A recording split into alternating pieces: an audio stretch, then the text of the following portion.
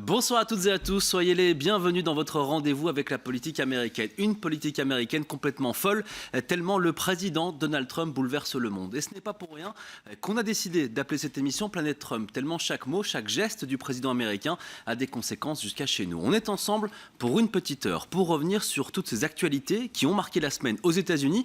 Et avant de passer à l'analyse des experts, voici les 3 actualités qui m'ont marqué cette semaine. Et première image que je voulais vous montrer, c'est cette petite visite organisée à la Maison-Blanche par Donald Trump pour la journaliste conservatrice Laura Ingraham de Fox News. Et évidemment, après avoir montré sa future salle de bal, il lui a montré les nouveautés et notamment cette allée de la gloire présidentielle avec toujours une petite attaque contre certains de ses prédécesseurs. Je vous laisse deviner qui. Et toujours un petit mot pour dire à quel point il est le meilleur avec les meilleures idées. Now I'm going to show you. So this is the Presidential Walk of Fame. Now, whose idea was this? My idea. Everything's my idea. Everything's your idea. Okay. Sadly. Who's that guy? That's Barack Hussein Obama. Okay. This is Biden right here. Wait a second. The Worst profile. president. The profile of Biden is So a he's the little... worst president in the history of our country, and Barack Hussein Obama is top 5. Et puis il a fait quelques changements à la Maison-Blanche, le président Trump, pour que ça ressemble de plus en plus à sa résidence de Mar-a-Lago. Et le président, il aime l'or, que dis-je, il adore l'or, mais attention, pas des trucs en toc. Another one thing with gold. Why not silver? You can't imitate gold, real gold. There's no paint that imitates So gold. these aren't like from Home Depot or something? No, this is not Home Depot stuff. No, This is- not stuff you buy. This is not Home Depot. La journaliste de Fox News a d'ailleurs posté ce titre à cette vidéo. Je suis dans le bureau ovale avec le président Trump et je peux confirmer que c'est vraiment de l'or. Et il l'a fait parce que des utilisateurs des réseaux sociaux se sont moqués de ces appliques murales dorées dans le bureau ovale en les comparant notamment à des moulures bon marché. Et puis d'autres ont critiqué tout simplement le président américain pour avoir affiché des décorations dorées somptueuses en pleine crise du coût de la vie. Certains estiment que ça ne correspond pas à la réalité dans laquelle vivent certains Américains ordinaires. Et puis restons à la Maison-Blanche pour une autre visite. Une visite qui a fait le tour du monde. Regardez cette image. Est-ce que vous le reconnaissez ? Non, c'est normal, il a beaucoup changé. Ce que vous voyez là, c'est l'avis de recherche contre Mohamed El Jalani. Un avis de recherche qui date de 2017 avec une petite récompense de 10 millions de dollars pour sa captivité. Et pour bien vous montrer que le monde avance et qu'il avance vite, le voici, c'est Al Jalani qu'on connaît désormais sous le nom d'Ahmed Al-Shara à la Maison-Blanche aux côtés de Donald Trump. Même s'il est le premier dirigeant syrien à être invité à la Maison-Blanche, c'est quand même assez dingue de voir un ancien chef d'Al-Qaïda en Irak dans le bureau ovale avec le président américain. Et ça a donné lieu à 2 séquences hallucinantes. Commençons par celle avec le président Trump. Et ça concerne l'image que vous voyez juste ici, l'un des nombreux objets disponibles à la vente dans le merchandising autour du président Trump. Men's fragrance, right? Yeah. This is no, no. It's the best fragrance. Come here, please. I have more here, sir. Okay. So what we'll do is just take that, Joe, put it in, and then the other one is for your wife. How many wives? One for what? You guys, I never know, right? Alors c'est assez courant d'offrir un cadeau à celui qui est invité, mais vraiment personne ne s'attendait à ce que le président Trump dise un truc pareil. Mais ça n'a pas été mal pris par le leader syrien qui a évoqué 2 heures de réunion qui étaient amazing. Il a même reçu une petite casquette MAGA en guise de souvenir. Autre séquence complètement dingue. Un ancien chef d'Al-Qaïda invité sur le plateau de la chaîne très conservatrice Fox News qui a dû répondre à ce genre de questions. Do you, Mr. President, have regrets that Al-Qaeda carried out those attacks that killed 3,000 Americans? I was only 19 years old, so I was a very young person, and it didn't have any decision-making power at that time, and I don't have anything to do with it. And Al-Qaeda was not present right then in my area. So you're speaking to the wrong person about this subject. Une séquence complètement dingue et une visite qui a donc fait grand bruit aux États-Unis. Et puis pour terminer, dimanche dernier, Donald Trump a été voir un match de football. Oui, il est devenu le premier président américain en exercice depuis près de 50 ans à assister à un match de saison régulière de la NFL, avec aussi, vous allez voir sur ces images, regardez, le survol d'Air Force One, des images complètement folles. Mais regardez comment la Maison-Blanche a vendu la visite du président Trump.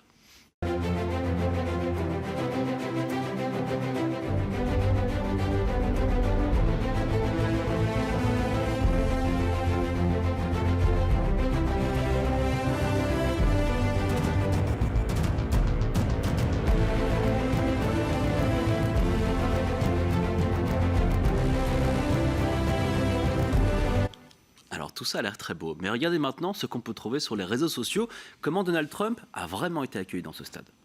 From the 45th and 47th President of the United States, Donald J. Trump, and Secretary of War Pete Hegseth. Une grande partie des supporters ont hué le président américain quand il est apparu sur les écrans et à la fin de la première mi-temps, puis à nouveau lorsque le président était présenté par le speaker du stade à la mi-temps. Mais tout ceci peut s'expliquer. La région de Washington DC bénéficie d'un fort soutien démocrate alors que les coupes budgétaires de Trump ont touché de nombreux travailleurs dans les environs du stade justement des Commanders. L'affaire Epstein, l'absence de Donald Trump à la COP, la fin du shutdown, sans oublier toutes ces images qui ont marqué la semaine aux États-Unis, tout ça et bien plus encore, vous allez le retrouver dans Planète Trump et ça commence maintenant.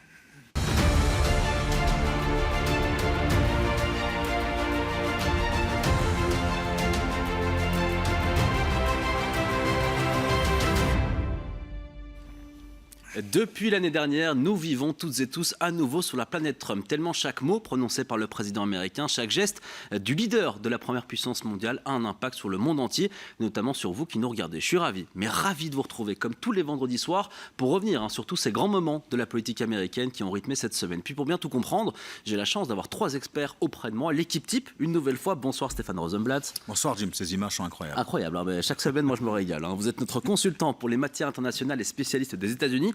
Bonsoir Nicolas Beigart. Bonsoir. Vous êtes politologue, professeur de communication politique à l'IEX, à l'ULB et à Sciences Po Paris. Et enfin, bonsoir Serge Jomain. Bonsoir Jim. Professeur d'histoire contemporaine à l'ULB et vous aussi spécialiste des États-Unis. Merci à tous les 3 à nouveau de donner de votre temps pour nous expliquer tout ce qui se passe de l'autre côté de la planète. Et nous allons démarrer par la plus grosse actu de la semaine, cette fameuse COP30 qui s'est ouverte au Brésil et la planète entière a remarqué le grand absent. Alors non, ce n'est pas notre Premier ministre Bart de Wever, mais bien le président américain, un Donald Trump qui n'a pas eu d'autre choix que de laisser son plus grand rival démocrate Gavin Newsom apparaître comme la vraie star américaine de cette conférence pour le climat. On fait le point en images avec Marie-Jean Riès. C'est une photo de groupe marquée par une absence, celle du président américain Donald Trump. Pour la première fois, les États-Unis n'ont envoyé aucune délégation officielle à la conférence pour le climat, ce qui n'empêche pas les manifestants présents à Belém de voir son empreinte partout. President Trump isn't here, but his influencers, his representatives in the oil industry in other countries, they're walking the halls here. Dans les allées de la COP, cette année, on croise en effet 1600 lobbyistes des énergies fossiles, 57 dirigeants mondiaux, mais aucun pavillon américain, alors même que les États-Unis représentent 20% des émissions mondiales de gaz à effet de serre. Mais si aucun élu de Washington n'est présent à la COP, une douzaine de représentants américains locaux se sont tout de même déplacés et en l'absence du président américain, les projecteurs sont braqués sur son principal opposant, Gavin Newsom, gouverneur démocrate de Californie. Folks in Washington, D.C., they may come and go. California's commitment is strong. Donald Trump is temporary. Here in the absence of leadership from Donald Trump, who's abdicated responsibility on a critical issue. He wants to recreate the 19th century. He's doubling down on stupid. Gavin Newsom promet en cas de présidence démocrate le retour dans l'accord de Paris. En attendant, les Américains ne sont pas à la table des négociations de la COP30, ce qui évite, pour certains, qu'ils torpillent les discussions. Ce que tout le monde a envie de démontrer ici à la COP, c'est que même si les États-Unis sont absents, nous sommes unis. Depuis son retour au pouvoir, Donald Trump a relancé une exploitation pétrolière massive. En septembre, le président américain a de nouveau qualifié le changement climatique de plus grande arnaque jamais menée. Stéphane Rosenblatt, absence remarquée évidemment du président américain à la COP, mais en même temps, est-ce qu'on ne peut pas s'y attendre, notamment vu ce qu'il avait dit à l'ONU, où il avait rappelé que le réchauffement climatique était un hoax, c'est ça, une arnaque d'une certaine manière ? La COP représente tout ce que Donald Trump déteste, il n'en fait aucun secret. D'abord le multilatéralisme, il déteste ces grandes organisations internationales et ces grands accords. Et si vous rajoutez à ça effectivement le fait, non pas seulement qu'il dénonce le climat et le changement climatique comme étant un hoax, mais il a lancé une véritable, l'inverse, une politique anticlimatique massive aux États-Unis, qui n'est pas juste de geler les efforts en fait en vue de limiter le réchauffement climatique, mais c'est bien l'inverse, en fait d'éliminer toutes les régulations, toutes les agences indépendantes, tout ce qui pouvait entraver. Oui, c'est vrai, les politiques climatiques sur le plan énergétique, etc., mais pas seulement. C'est aussi d'éliminer de tout référencement en politique climatique, de s'attaquer dans les États républicains à la notion même de défense du climat. Je prends un petit exemple rapidement. En Floride, par exemple, les banques ne peuvent... il est interdit par la loi de proposer à ses clients des placements dans des entreprises qui participent à l'effort climatique, comme on en voit plein, les placements verts tels qu'on les connaît en Europe. L'opposé de chez nous, quoi. C'est radicalement l'opposé. Donc finalement, tout ça n'est pas une surprise, mais bien plus que simplement un gel, c'est une régression massive face auxquelles les États comme la Californie, même si elles ont des politiques qui sont des politiques extrêmement entreprenantes, je pense entre autres sur les voitures électriques, où ils avaient vraiment une politique qui était extrêmement en avance, mais que l'État fédéral fait tout pour démolir. Ouais, et ça me rappelle aussi le Make Show Great Again, puisqu'il lui en avait marre d'économiser de l'eau, notamment pour les Américains. C'est ce qu'avait dit Donald Trump. Serge Jomain, il a été encore plus loin, le président américain, alors pas récemment, mais dès le début de son mandat. Il sort de l'accord de Paris, c'était presque l'une de ses premières décisions. Il interdit certains mots aussi. Il va couper des financements de certaines administrations fédérales, voire même poursuivre certains chercheurs qui travaillent sur le climat. C'est le climat, l'atmosphère justement aux États-Unis aujourd'hui ? Oui, tout à fait, mais on peut dire tout de même qu'il a une certaine cohérence, parce que qui est surpris de son absence? Je veux dire, sa présence aurait peut-être été un peu étonnante, dans le sens où on se rappelle la campagne électorale, ce célèbre slogan « Drill baby drill », forons, il faut remettre à la une l'ensemble de l'industrie du pétrole. Il veut, les États-Unis, premier producteur de pétrole, c'est un des principaux émetteurs de gaz à effet de serre également. Donc, normalement, effectivement, les États-Unis auraient dû être là. Mais Donald Trump, on n'est pas du tout surpris. Mais effectivement, une des particularités, c'est que la politique qui est menée aujourd'hui a un effet considérable sur la recherche. Parce qu'il faut se rendre compte du fonctionnement de la recherche. Parce qu'en fait, les chercheurs travaillent aujourd'hui, je dirais, pour demain. Et donc, les mesures qui sont prises aujourd'hui au niveau de la recherche, le fait que toute une série d'universités, de groupes de recherche ont dû arrêter leurs activités, cela va avoir des conséquences à moyen et à long terme. Donc ça, c'est vraiment un élément important. En même temps, il faut dire qu'on sait que Donald Trump suit aussi l'opinion publique. On a eu l'occasion de le rappeler précédemment, mais lors de des campagnes électorales qui ont eu lieu, notamment à New York même, mais aussi dans les États, on a finalement peu entendu parler du climat. Et donc, on a le sentiment qu'il y a même chez les démocrates une sorte de recentrage, et toutes les études montrent que ça n'est pas une priorité, malheureusement, pour la population américaine, et on peut penser que Donald Trump suit cette tendance. Ouais, Nicolas Begarde, pour rebondir sur ce qu'a dit aussi Stéphane Rosenblatt, et ce que vient de dire Serge Jomain avec ce fameux drill, dans l'idéologie, dans le monde MAGA aujourd'hui, l'hostilité au climat, c'est devenu un argument électoral et une façon de penser, presque aujourd'hui ? Oui, en fait, America First, donc qui est le slogan et le leitmotiv, avant le monde même, le leitmotiv effectivement de l'idéologie MAGA, repose sur le rejet systématique des contraintes internationales, qui en fait de cette finalement de cette conscientisation par rapport au climat qui est perçue dans les rangs MAGA comme une croyance. C'est en fait une croyance. Donc on a une croyance, il y a le Trumpisme, qui, en quelque sorte, s'oppose à notre croyance. Et finalement, le climat n'est pas simplement nié pour des raisons scientifiques. Alors évidemment, il y a un impact très important, puisque la science climatique aux États-Unis, telle qu'elle est perçue par... C'est un truc de gauche, c'est ça ? Non, oui, c'est ça. Donc ça fait partie de l'establishment libéral, donc démocrate. Et donc le MAGA, évidemment, cherche à détruire par tous les moyens cet establishment-là. Mais il y a effectivement derrière tout ça un message aussi performatif, c'est-à-dire Donald Trump, il n'est pas là aussi pour des raisons, pour des raisons de cohérence. On l'a dit tout à l'heure, c'est pas du tout un échec communicationnel. En fait, il laisse c'est la politique de la chaise vide, et il laisse les démocrates effectivement l'occuper. Alors, Gavin Newsom n'était pas tout seul. Il y avait une autre gouverneur au Mexique notamment. Également. Alors, c'est vrai qu'on met souvent en vedette et en valeur Gavin Newsom. On va parler. Mais bon, ça c'est un autre problème. Mais non, en fait, c'est un signal très fort vers la base, avec cette idée de ne pas se plier, comme on l'a dit, finalement aux injonctions multilatérales ou globales, et avec un rejet des élites. Et le rejet des élites, il est toujours... En fait, il fait partie du logiciel MAGA, avec les scientifiques du climat qui font partie des experts que le populisme MAGA discrédite systématiquement. Donc, en fait, le climat, c'est le terrain parfait pour le populisme MAGA, puisque les élites scientifiques contre le peuple américain, c'est le cadre qu'impose Donald Trump et il s'y tient avec aussi des contraintes internationales versus la souveraineté nationale. Et alors, juste un petit point, il y a une forme de nationalisme énergétique qui coexiste à côté de cette dénonciation du multilatéralisme. Donc un nationalisme énergétique avec un Trump qui déclare une urgence énergétique nationale, encore une fois, pour justifier l'expansion des combustibles fossiles. Donc en fait, c'est une contre-narration, un contre-récit au récit du GIEC ou au récit des instances internationales. Tant que je vous ai sous la main, Nicolas Beggart, malgré ce qu'on peut dire, on a vu quand même Gavin Newsom se balader presque en star d'Hollywood à la COP à Belém. Regardez comment il s'adressait aussi aux Américains, notamment sur l'argument de ces 1,5 degrés qui, pour certains, finalement, c'est du vent. Regardez. When we talk about 1.5 in the United States, no one knows what, with all due respect, I have a tough time as well. Fahrenheit or Celsius, and what's 1.5 Fahrenheit, and you translate to Celsius, greenhouse gas, it's abstract. Climate change seems abstract.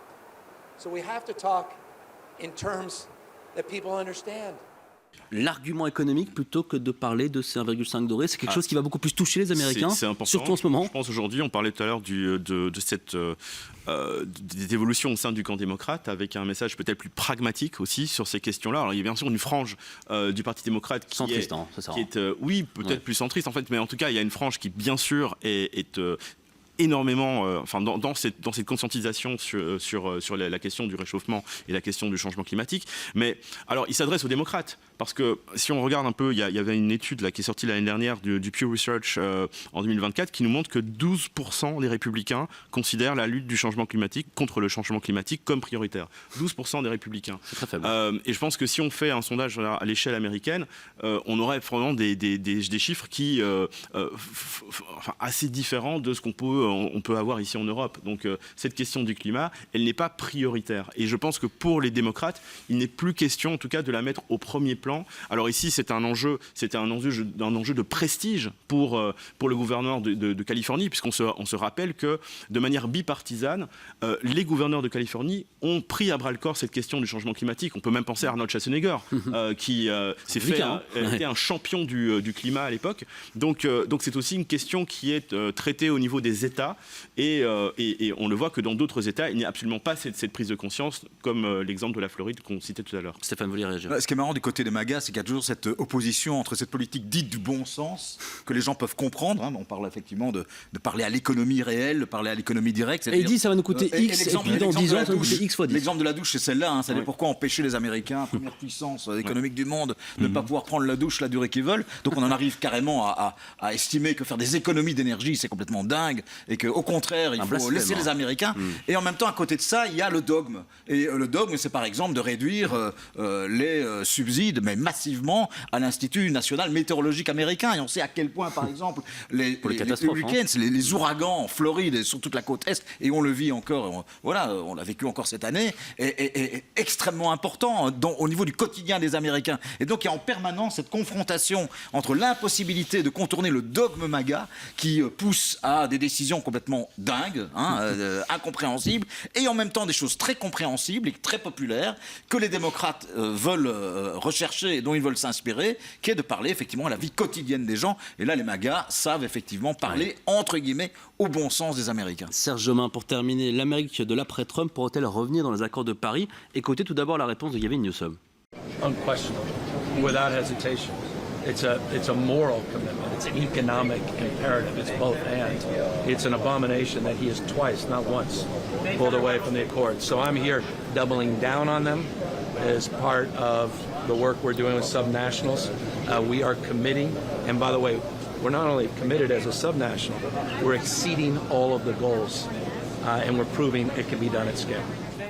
C'est une pause, une parenthèse Trump avant un retour à la normale pour les Américains, selon vous, Serge Jomain? Alors, il faudra voir ce que donnent les élections après Donald Trump. Mais il semble assez évident que si les démocrates reviennent, ils vont réintégrer l'accord de Paris. On se rappelle que c'est une des premières choses que Joe Biden a fait. Mais combien de temps on peut faire ça? Rentrer, sortir, rentrer, sortir? Évidemment, ça donne une triste image des États-Unis. C'est très clair, mais il n'y a pas que ça. Donc, il y a pas mal d'éléments.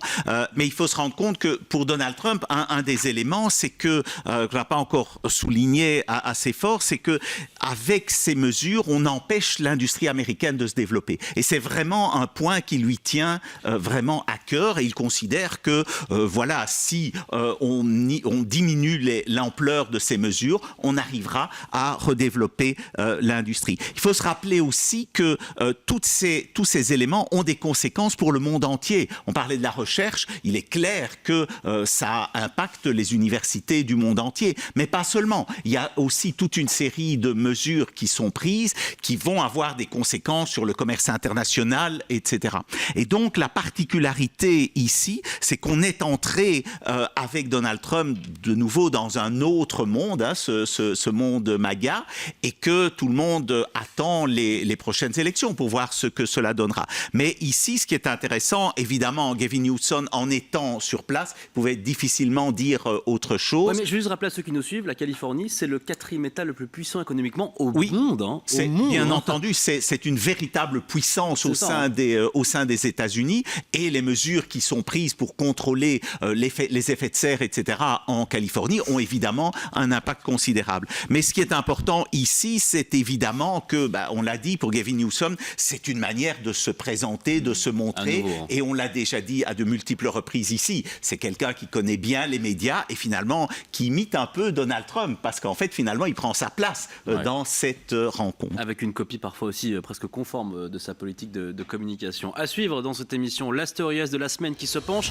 sur ce fameux dossier Epstein, hein, sans oublier toutes ces images qui ont marqué l'actualité aux États-Unis. Planète Trump revient juste après ceci. Restez bien avec nous.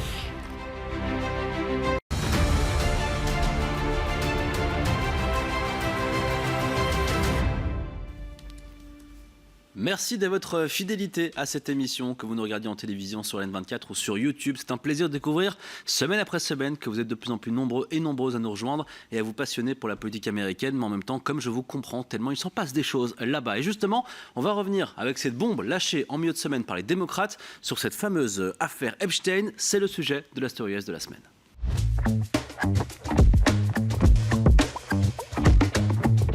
Dans la Story US cette semaine, l'affaire Epstein continue de poursuivre Donald Trump. Jeffrey Epstein, c'est lui. Dans les années 90, c'est une figure de la jet-set américaine. Et comme le montrent ces images d'archives, il fréquente Donald Trump. Sauf que Jeffrey Epstein n'est pas un personnage très fréquentable. En 2008, il est condamné pour incitation à la prostitution de mineurs, avant d'être de nouveau arrêté en 2019 pour trafic sexuel de mineurs. 2 mois plus tard, il se suicide en prison. Sa mort alimente d'innombrables théories complotistes selon lesquelles il aurait été assassiné pour empêcher des révélations sur des personnalités publiques, dont le président des États-Unis lui-même. Donald Trump a toujours nié avoir eu connaissance des affaires criminelles de Jeffrey Epstein. Il avait promis pendant sa campagne de déclassifier tous les documents liés à cette affaire, mais est revenu sur cette promesse en juillet dernier en qualifiant les accusations de canular. It's all been a big hoax. It's perpetrated by the Democrats, and some stupid Republicans and foolish Republicans fall into the net. Mais ce retournement a relancé les doutes sur son application. En septembre, le Wall Street Journal révèle cette lettre, un poème à connotation sexuelle écrit sur le dessin d'un corps de femme nue, que Donald Trump aurait écrit à Jeffrey Epstein. Le président dément, mais cette semaine, les élus démocrates ont publié de nouveaux emails d'Epstein, dans lesquels ils mentionnent Donald Trump et affirment que le président américain savait. Autre revers pour le président, la nomination tardive de la démocrate Adelita Grijalva à la Chambre des représentants. L'élu devrait devenir la dernière signature d'une pétition qui forcerait l'administration Trump à publier les dossiers sur Jeffrey Epstein. Le vote aura lieu la semaine prochaine. Serge Jomain, on parle de nouvelles grandes révélations des démocrates, des emails notamment publiés aussi par la page officielle des démocrates sur les réseaux sociaux comme celui-ci. Un document montre que Donald Trump avait passé Thanksgiving avec Jeffrey Epstein en 2017. À ce moment-là, Trump est déjà président et Jeffrey Epstein est déjà connu comme un délinquant sexuel condamné. Est-ce qu'on parle ici de vraies révélations ou rien de neuf sous le soleil dans cette affaire-là, Serge ? Donc pour le moment, il n'y a rien de très neuf, je dirais, dans ce qui est en train de sortir. Mais ce qui est particulier, c'est que si Donald Trump n'a rien à cacher sur l'affaire Epstein... Pourquoi il ne montre pas ? C'est ça, mais donc s'il n'a rien à cacher, sa stratégie le rend tout de même assez suspect. Et lui qui maîtrise tellement bien la communication, les médias, tout le monde se dit il y a quelque chose là qui pose problème, à tel point que les sondages montrent que plus de 90% de la population américaine sont certaines qu'il y a un certain nombre de personnalités qui sont impliquées, de personnalités de haut rang. Alors on ne dit pas nécessairement Donald Trump, mais on voit Hillary Clinton notamment qui a encore été citée. Hillary Clinton, on a laissé entendre parfois Barack Obama, on a été dans tous les sens, mais il y a un nombre croissant d'Américains, tous les sondages le montrent, qui commencent à douter de la parole de Donald Trump, qui commencent à douter aussi de la parole évidemment de la ministre de la Justice et plus globalement du système judiciaire lui-même. Et ce qui est intéressant, c'est qu'on a vu des personnalités comme Marjorie Greene Taylor, qui a toujours été une Trumpiste avant la lettre, qui est en train de prendre ses distances, et elle illustre bien le problème chez les Trumpistes, dans le sens où dès le début, ils ont dit il y a un grand complot et c'est ce complot qui nous empêche d'avoir une série d'informations.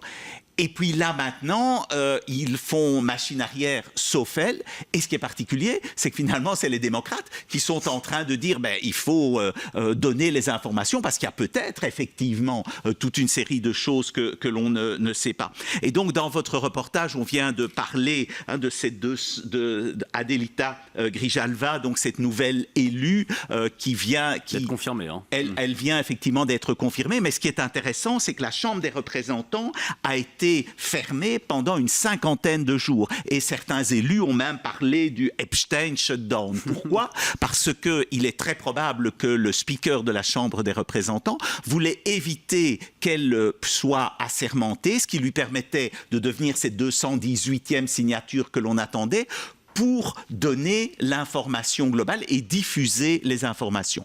Ceci, donc l'ensemble des dossiers. Ceci dit, à ce stade, on n'a aucune confirmation sur le fait que Donald Trump soit responsable, il est clair qu'il connaissait, on l'a vu. Et un élément aussi important qu'on n'a pas souvent cité, mais qui est tout de même important, c'est qu'en 2017, il a pris un certain ministre du Travail qui s'appelle Alexander Acosta, et qui est précisément celui qui a jugé l'affaire Epstein. Le premier jugement, il a effectivement été condamné, mais une peine extrêmement légère. Et donc, on se demande si là, il n'y a pas eu peut-être aussi un renvoi d'ascenseur. Oui, il y a quand même des mails assez interpellants de Jeffrey Epstein qui, notamment, dit « J'ai rencontré beaucoup de mauvaises personnes, mais personne d'aussi mauvais que Donald Trump ». Il y a aussi Jeffrey Epstein qui, lui-même, c'est Politico qui nous l'annonce, qui révèle, il aurait révélé, Jeffrey Epstein, avoir donné des informations aux Russes sur Donald Trump. Mais Nicolas Baggard, pour rebondir un peu sur ce qui a été dit, ce qui est quand même dingue, c'est que c'était l'un des arguments de campagne de Donald Trump. Élisez-moi et je vous dévoilerai la vérité. Et là, les Américains, ils attendent toujours. Oui, ils attendent toujours, et je pense que les démocrates vont tout faire pour exploiter les divisions au sein du camp MAGA. En fait, il y a une partie significative de la base MAGA, donc du mouvement trumpiste, qui est d'ailleurs proche parfois aussi des thèses QAnon, donc conspirationnistes, et qui exige la publication des dossiers. Donc là, c'est vrai qu'il y a un problème, parce qu'il y a une aile complotiste qu'on connaît. On en parlait notamment aussi avec l'affaire Brigitte Macron, et on est dans ces mêmes, je dirais, sphères, dans ces cercles-là. Alors oui, il y a l'absence de preuves directes. Maintenant, il y a quand même aussi un élément qui je pense, durcit le cuir de Trump, c'est qu'il y a une normalisation des scandales. Donc il y a une sorte d'essoufflement. C'est un peu à la Berlusconi, donc il y avait tous ces scandales. On a tellement un plus, un moins, finalement. Voilà, et donc en fait, quand chaque action devient un scandale et qu'il y a une mise en scandale permanente avec un... En fait, c'est un phénomène de scandalisation, mais qui débouche sur un essoufflement de l'indignation réelle. Et c'est vrai que ces partisans sont en quelque sorte vaccinés contre ces scandales. Et les sondages montrent d'ailleurs qu'une majorité des républicains approuvent Trump malgré Epstein, mais qu'ils désapprouvent sa gestion du dossier. Ça, c'est important. Et c'est vrai que sa gestion du dossier, sa communication, elle est totalement brouillonne. Elle est totalement ratée. Et pas que lui, parce que d'abord, ils avaient dit on va vous dévoiler. Finalement, on vous l'a dévoilé, il n'y a pas grand-chose dedans. Finalement, on va vous le dévoiler, ça n'existe pas vraiment. C'est pas très clair. Kash Patel et tous les autres qui sont, je dirais, dans l'entourage très proche de Donald Trump, sont très embêtés parce que là, effectivement, il agresse son propre camp en disant qu'ils sont faibles, qu'ils sont stupides, les républicains, en blâmant bien sûr les démocrates, ça c'est clair, en parlant de smear campaign, donc de campagne qui vise à nuire à sa réputation. Mais le fait qu'il attaque sa base, c'est un sujet dont on pourra peut-être reparler une autre fois, mais il y a pour le moment un vrai clivage qui est en train de se durcir au sein du camp MAGA entre, je dirais, les ethno-identitaires d'un côté, les complotistes, et puis de l'autre côté, peut-être autour d'Elon Musk, des personnes qui ont une vision un peu différente, y compris sur les questions environnementales et climatiques, comme on l'a vu tout à l'heure. Donc, l'angle démocrate, il a ses limites, hein, très clairement. Il faut démontrer l'hypocrisie de Trump, ça fonctionne plutôt bien. Il faut aussi saper sa légitimité morale, ça je pense que ça ne fonctionne pas, parce qu'il n'en a pas, il ne le recherche pas. Et exploiter les divisions MAGA, ça en revanche, ça peut fonctionner, et ça peut amener aussi à certains élus dont on parlait, Marjorie Taylor Greene, qui passe maintenant dans des émissions pro-démocrates, de View, hein, etc., où là vraiment... Elle a dit, moi j'ai envie de parler à tout le monde. Voilà, et même les démocrates s'étonnent de son état de santé, mais vous allez bien, vous qui jusque-là vous étiez... Ouais, parce que pardon, mais pour ceux qui ne connaissent pas, c'est pas la plus lucide des Trumpistes là-bas, c'est vraiment la plus Trumpiste des Trumpistes. Ouais, c'est ça, c'est un petit peu la réincarnation. Et la plus complotiste, oui, effectivement. Mais en fait, en gros, il y a aujourd'hui un clivage qui se forme, et ça, je pense qu'on va pouvoir l'observer ces prochaines semaines. Ouais, j'aurais pu vous montrer, j'aurais peut-être dû le faire, les tweets notamment de J.D. Vance ou de Kash Patel qui datent d'il y a quelques années, où ils disent, mais montrez-nous maintenant ces Epstein Files. Mais Stéphane, je préfère vous montrer ce que les Américains pensent de cette affaire. Est-ce qu'ils en veulent justement au président Trump par rapport à cette affaire Epstein? Regardez ces chiffres mis en avant par nos confrères de CNN. Look, they're all in red. They're all in the negative territory. But on immigration, he's 5 points underwater. Foreign policy, 8 points. Trade and tariffs, he's 17 points. The economy, 18 points. But look at the Epstein case. He is 39 points below water on the Epstein case. His net approval is 39 points in the negative. My goodness gracious. What Donald Trump has been selling on the Epstein files, the Epstein case, the American people, simply put, have not been buying at all, Sarah Seidner. Stéphane Rosenblatt, on ne se rend pas compte de l'ampleur, de l'importance aussi de ce dossier Epstein aux yeux des Américains? Parce que pour nous, c'est un dossier complotiste comme un autre qu'on voit très très loin. Pour eux, non, c'est un vrai dossier politique aujourd'hui. Il y a eu meurtre d'enfants, mais c'est vrai qu'on peut comparer à l'atmosphère, toute proportion gardée, de l'affaire du trou. En Belgique, c'est-à-dire ce sentiment traumatisme un peu de traumatisme où tout est possible, où on avait le sentiment effectivement que tout ça n'avait pas pu se faire sans le complot et la participation des personnages les plus haut placés, etc. Sans preuve, on a vécu déjà en Europe et en Belgique ce que peut être effectivement le mal fait par le complotisme lorsqu'il n'est absolument pas maîtrisé. Mais le problème à nouveau ici, c'est que c'est l'arroseur arrosé. Qui a chauffé la colle, comme on dit vulgairement?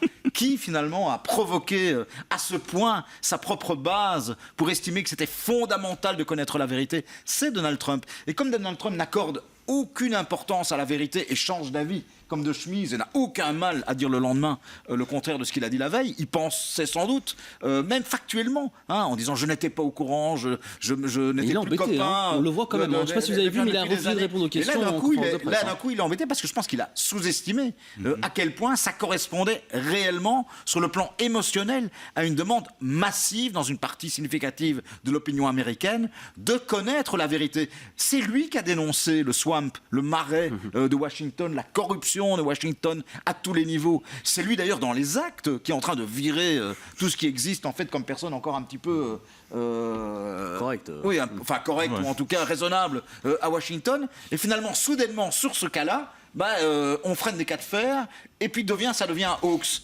Donc c'est lui qui l'a cherché. Il a construit lui-même ce qui allait se déconstruire en fait devant nos yeux.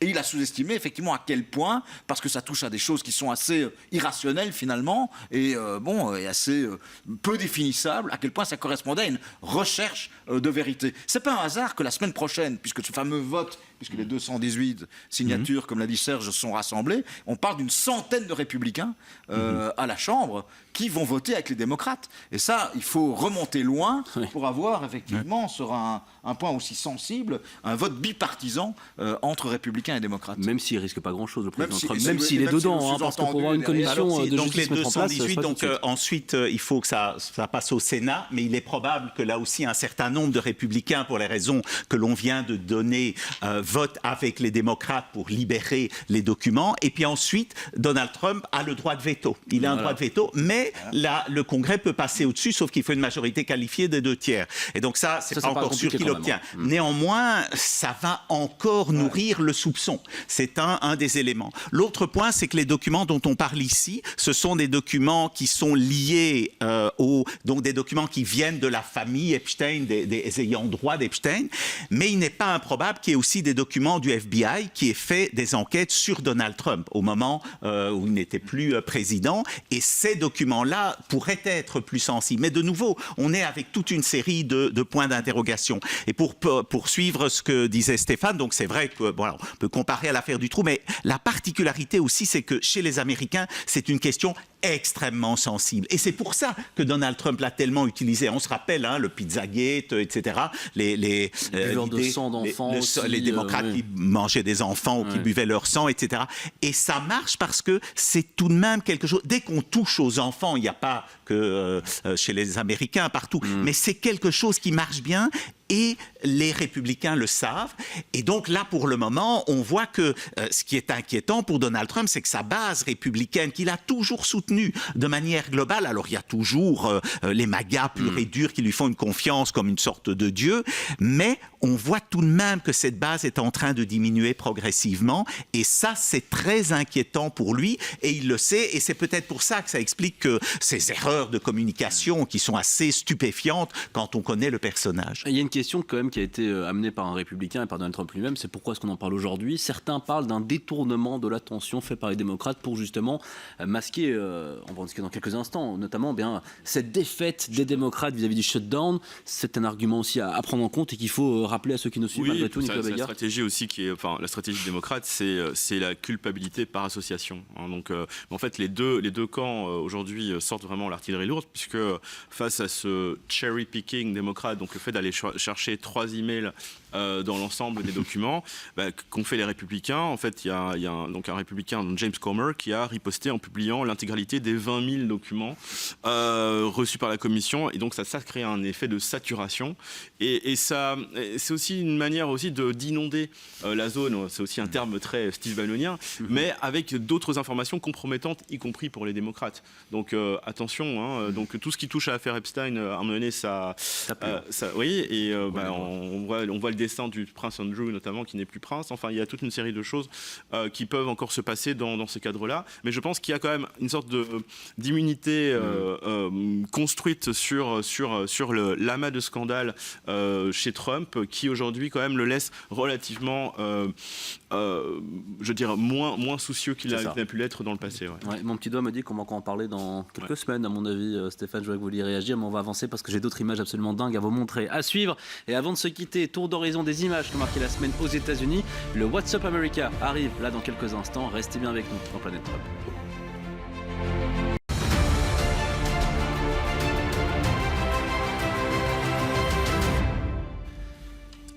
Dernière partie de Planète Trump, on termine en beauté avec notre grand zapping des images qui ont marqué la semaine. C'est le moment de notre What's Up America.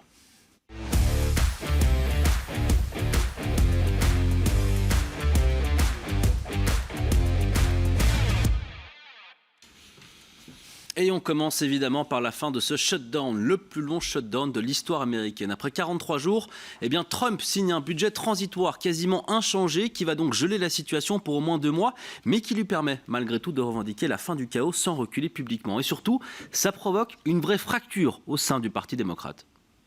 How would you characterize the way that Senator Schumer handled this shutdown? I think it's important that we understand that this is not just about Senator Schumer, but that this is about the Democratic Party. Senator Schumer, there was no one vote that ended this shutdown. We are talking about a coordinated effort of 8 senators with the knowledge of Leader Schumer voting to break with the entire Democratic Party in exchange for nothing. Et évidemment, Donald Trump, il s'est régalé de cette séquence. Le compte officiel de la Maison-Blanche a posté ceci.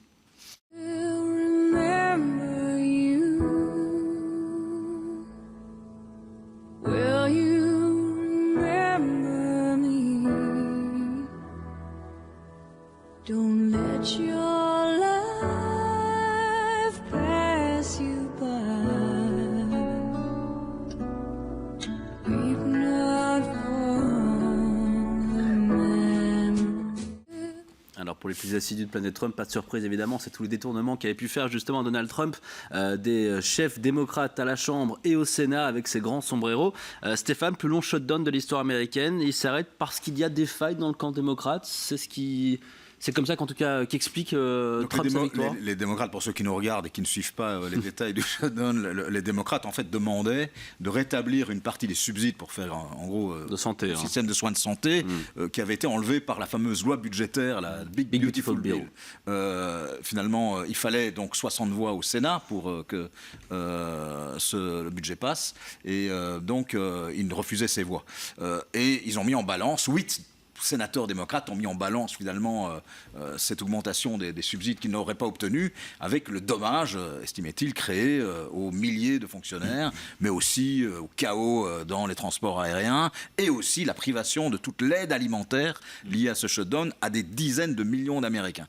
Et donc finalement, c'est ce qui a été mis dans la balance et effectivement, donc ils ont calé quelque part, ils ont lâché par rapport à cette unanimité qui avait tenu quand même très longtemps par rapport à ça. Maintenant, comme le dit le journal américain New York Times, c'est une défaite tactique à court terme des démocrates, puisqu'ils ont cédé, en tout cas un nombre d'entre eux a cédé, unité a cédé, mais en même temps ça met les républicains devant leurs responsabilités par rapport au système de soins de santé, parce qu'au Sénat en tout cas, les républicains se sont engagés à ce qu'il y ait un vote sur l'augmentation de ces fameux subsides au système de soins de santé, et les républicains vont sans doute voter contre, et donc ils risquent d'avoir un effet boomerang, un backlash qui revient dans la tête des républicains quand la quasi-totalité des républicains diront non. Et il faut quand même rappeler qu'aujourd'hui, tous les Américains reçoivent le prix de leur prime de santé pour l'année prochaine, qui pour bon nombre d'entre eux double, triple, quadruple par rapport au montant de leur assurance de 2025. Donc c'est quelque chose qui fait extrêmement mal. Donc sur le plan politique, oui, sans doute une défaite, et surtout une défaite par rapport à l'unité qui avait bien fonctionné par rapport aux élections qui avaient eu lieu il y a 15 Nicolas Begard disait il y a quelques instants, on a déjà oublié Mamdani voilà, exactement. Et cette victoire démocrate. Mais à nouveau, la guerre n'est pas dite, puisque, comme on l'a rappelé dans le sujet, eh bien, le 30 janvier, on remet ça, et on doit renégocier sur le budget. Ouais, Nicolas Begard, un mot quand même sur cette nouvelle démonstration de cette communication très mainstream, très 2 ou 3.0 la Maison Blanche, avec de nouveau une vidéo humoristique remplie de mèmes, de sombreros. On va la voir pendant que vous parlez, cette vidéo. Qu'est-ce qu'elle nous dit à nouveau parce que oui, c'est des blagues, mais ça, les Américains, ils sont sensibles, ils disent à notre président, c'est vraiment le plus drôle dans ce genre de situation, justement. C'est une stratégie d'humiliation. Donc là, il faut vraiment suivre. Il faudra faire un jour vraiment une grande étude sur cette utilisation des mèmes par le compte officiel, rappelons-le. C'est la Maison Blanche. La Maison Blanche, avec cette volonté d'humilier, de détériorer pour de bon l'image des démocrates. C'est aussi une manière de prouver que l'esprit de sérieux, il n'est plus forcément chez les républicains. Il y a une forme de dérision aussi de la situation actuelle. Et puis, c'est une victoire qui est célébrée de manière assez cruelle, parce que quand même, la division, elle n'est pas seulement entre les progressistes et les centristes dont on parlait tout à l'heure, c'est un débat stratégique pour les démocrates sur comment s'opposer à Trump.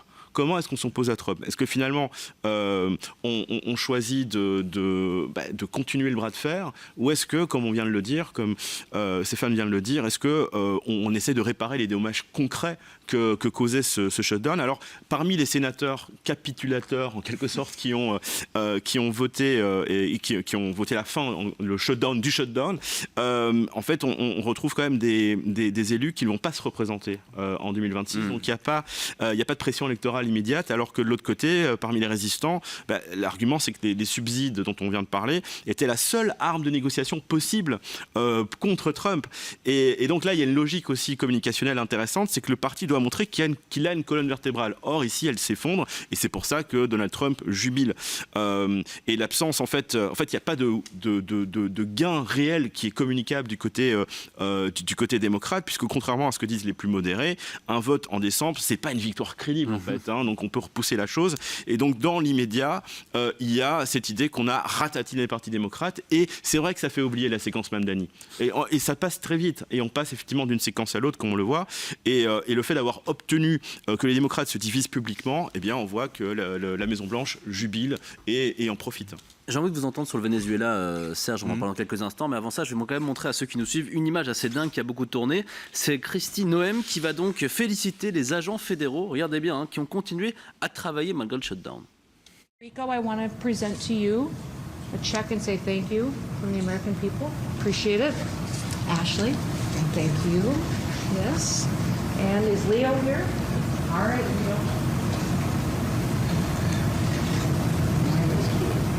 There. Oui, parce que pendant le shutdown, les Américains ne travaillaient pas. Et donc, certains Américains ont continué à travailler, notamment dans les aéroports. Et donc, Kristi Noem leur dit, au nom de l'Amérique, merci pour votre travail accompli. Voici donc un chèque de $10 000. Je préfère qu'on parle du Venezuela, si vous le voulez bien, Serge, parce que, autre actualité, nouvelle démonstration de force des États-Unis contre le Venezuela, justement, au nom de sa lutte contre le narcotrafic. L'escalade de tensions se poursuit entre les deux pays. Après le déploiement de plusieurs navires de guerre, Donald Trump a positionné au large de l'Amérique latine son plus grand porte-avions militaire, alors que Nicolas Maduro, de son côté, le leader vénézuélien, accuse la CIA de fomenter un coup d'État et promet un déploiement massif. Et aujourd'hui, on apprenait donc le lancement de l'opération Southern Spear avec des frappes contre des narcoterroristes donc dans la région des Caraïbes. Serge, qu'est-ce qu'il veut, Donald Trump, avec cette séquence au Venezuela? Il veut un changement de régime, comme le dit Nicolas Maduro? Est-ce qu'il veut le pétrole, parce qu'on sait à quel point le Venezuela abrite de grandes réserves? Oui, alors pour une fois, ça vaut la peine d'écouter Maduro. Il dit on n'a pas d'armes de destruction massive, fait référence à une autre intervention américaine. Mensonges américains. On n'a pas de missiles pointés vers les États-Unis, fait référence aussi un peu à l'histoire des États-Unis. Et donc on invente. Et en fait, ici, il faut se rendre compte que l'élément, c'est la guerre contre les narcotrafiquants. Mais donc, quand on y pense, on est en train d'envoyer le plus grand porte-avions du monde, le Gerald Ford, avec une douzaine d'avions, 4000 marins sur ce bateau. On est en train de l'envoyer à proximité du Venezuela pour lutter contre le narcotrafic, alors que l'on sait qu'en plus, ce n'est pas le Venezuela qui est à la tête du narcotrafic, c'est beaucoup plus important en Colombie, voire même au Mexique. Alors là, c'est le fentanyl qui est transformé là-bas. Et donc, on a l'impression qu'il y a d'autres choses. Ça semble tout de même assez clair. Alors, on a parlé déjà du fait qu'on a attaqué un certain nombre de bateaux sur lesquels il y aurait des narcotrafiquants. Il y a tout de même une 70aine de personnes qui ont été tuées à ce jour. Des frappes militaires sans jugement, bien entendu. Et sans passer par le Congrès, pour le coup. Et donc, voilà, normalement, c'est ce qu'il aurait fallu faire. Et donc, ici, que se passe-t-il au Venezuela? Il y a évidemment l'une des personnalités qui gêne le plus Donald Trump dans sa volonté d'être le plus puissant sur l'ensemble des Amériques, parce qu'on l'oublie, mais finalement, on se rappelle au début de son mandat, on a parlé du Groenland, on a parlé du Canada, on a parlé du canal de Panama, et ça va dans le même sens. C'est-à-dire, ça, c'est le territoire des États-Unis qui contrôle. Mais pas non plus. Non, mais tout à fait. Et donc, il y a là une série d'éléments dont il faut tenir compte. Et on se rappelle, la prix Nobel de la paix, Maria Corina Machado, qui laisse entendre que ça peut-être pas si mal finalement que les États-Unis prennent attaque, en tous les cas Maduro, pour le renverser. Et donc il y a là toute une série d'éléments auxquels s'ajoute le fait qu'il n'a pas beaucoup de soutien. Parmi ses soutiens, il y a la Chine, il y a l'Iran, il y a la Russie. On ne les voit pas vraiment intervenir pour le défendre. Et donc beaucoup de personnes commencent à avoir des points d'interrogation sur ce que veut faire Trump. Un certain nombre de militaires sont même très inquiets en se disant on ne déplace pas un porte-avions simplement pour des narcotrafiquants, comme je le disais tout à l'heure. Donc, c'est une affaire à suivre, mais il n'est pas du tout impossible qu'à un moment, je dirais, Trump se traite pour Poutine et se dise je vais envahir le Venezuela. C'est marrant que vous dites ça, parce que vous savez, le terme qu'il a utilisé aujourd'hui pour parler de ça, opération spéciale, le même terme que Poutine, évidemment. Pardon, Nicolas Begart, mais ça parle aux Américains, ce genre d'affaires, quand on sait à quel point le America First, le Make America Great Again, était ce qui allait porter justement cette base MAGA, à savoir, on arrête de s'occuper de ce qui se passe aux quatre coins de la planète. Et moi, je pense aux Américains, est-ce qu'ils ont dans leurs assiettes et dans leurs réservoirs? Oui, mais là, il y a en tout cas, c'est vendu comme un risque intérieur. Donc, c'est narco. C'est le narco, donc c'est l'idée aussi de protéger le peuple américain, notamment du fentanyl et de toute une série d'autres drogues. Donc, et puis, il y a ce cadrage sur le tough on crime, donc montrer qu'on est particulièrement extrêmement dur. On l'a vu avec Ce law and ICE. order aussi. On l'a c'est vu ça. aussi avec l'expulsion des immigrés illégaux. Et puis, il y a cette idée qu'on présente cette affaire, alors opération spéciale, mais comme une affaire aussi contre le terrorisme. Donc, on met le paquet au niveau, je dirais, sémantique. Il y a le terrorisme, il y a les narcotrafics, et effectivement, il y a un danger intérieur. Et chaque frappe, je ne sais pas si vous avez vu, mais chaque frappe fait l'objet d'une annonce publique. Donc, il y a aussi c'est un spectacle. C'est un spectacle, on attaque des hors-bords, et avec un comptage assez macabre du nombre de victimes, qui crée aussi une sorte de métrique du succès. Et donc cette couverture médiatique perpétuelle, elle maintient ce narratif de la guerre contre la drogue, et c'est aussi une façon de satisfaire la base MAGA sur l'immigration et le crime, puisque les deux sont reliés dans le narratif de Donald Trump. Et puis juste pour terminer en quelques instants, Donald Trump, il a envoyé autre chose, une petite lettre au président israélien, une petite lettre pour lui demander tout simplement de gracier Benjamin Netanyahou, mis en examen depuis plusieurs années dans différents dossiers de corruption. Donc rendez-vous compte, le Premier ministre israélien fait tout, mais vraiment tout, pour retarder le plus possible son jugement. Il n'a pas arrêté de répéter que ces accusations ne déboucheraient sur absolument rien, puisqu'il n'a absolument rien à se reprocher. Mais pour Donald Trump, ce procès, il est politique et il est injustifié. Mais problème, la loi israélienne stipule que toute personne qui espère une grâce doit la demander lui-même. Et puis autre problème, et là c'est Yair Lapid, le chef de l'opposition israélienne, qui l'a rappelé, la première condition pour obtenir cette grâce, c'est un aveu de culpabilité et l'expression de remords pour les actes commis. Ce sera donc pour une prochaine émission, messieurs. Merci beaucoup Serge Gemain, merci Nicolas Begart, merci Stéphane Rosenblatt, merci à toutes les équipes et en particulier à Richard Dewulf pour la préparation de cette émission. On se retrouve dimanche pour un nouvel épisode de Quel Monde, mon podcast sur YouTube et sur Spotify avec François Debras pour parler de l'extrême droite. Et puis sinon, rendez-vous lundi 22h pour Le Monde Orient. Et puis sinon, Planète Trump reste disponible sur YouTube et sur les 24.be. Excellente soirée et excellent week-end à vous sur les 24 évidemment.